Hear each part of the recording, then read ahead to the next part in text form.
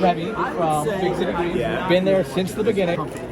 Did you ever see it becoming a musical movie? I guess not. I guess you kind of start a thing and I try to stay present and stay with it with every single season and every single episode and every single moment. But I guess I never did see it becoming a musical movie. But it's right up our alley, and I know the brothers love music. They love incorporating songs into the show, and so it seems that I didn't expect it, but it feels right. It's right up our alley. But you don't have a song. Dude, I might have a little something though. Remy might have a little something though. Okay. There might be a little something for us. Another real quick question. I'm a huge fan of the Owl House. Oh, thank you. I'd be remiss if I didn't talk about Hunter a little bit. Sure. Emotionally, yeah. How did Remy versus Hunter?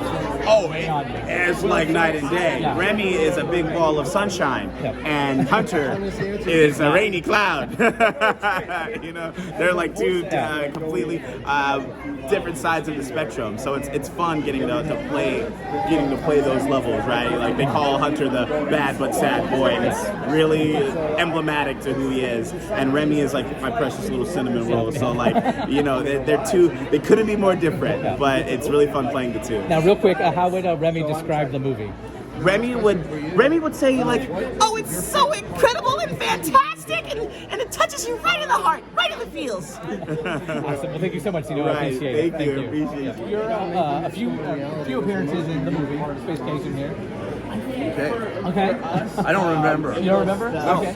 I'm excited. You don't sing though. I don't do any singing? No. Whoa, what a waste. What a waste of a beautiful voice. Right? Because we've heard it as Scarm and Kiff.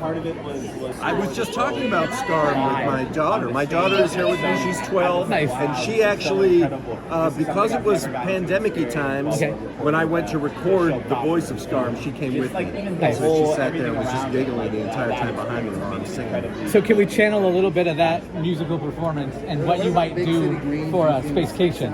Oh my God, I don't know. You're imagining that I would improvise a song about Spacecation? Hey man, I've got like Scarm? No, not as well. Okay, I meant as Officer Keys, but as Scarm would be cool too. Look, here's the fact. Give me both. I don't know anything about this movie despite the fact that I'm in it. Okay. I think when I hear my voice, I'm going to go, oh yeah, I remember recording that.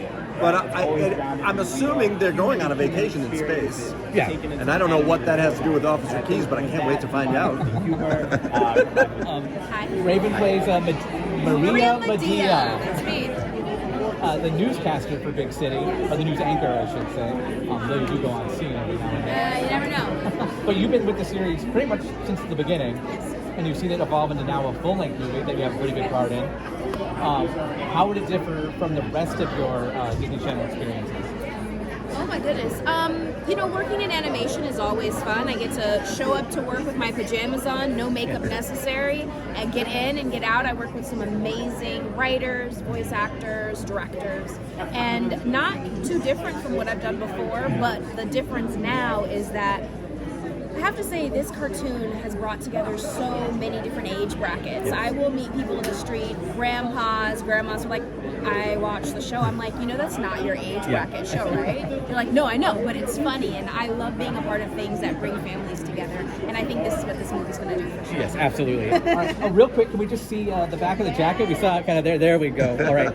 Very cool. Thank you so much.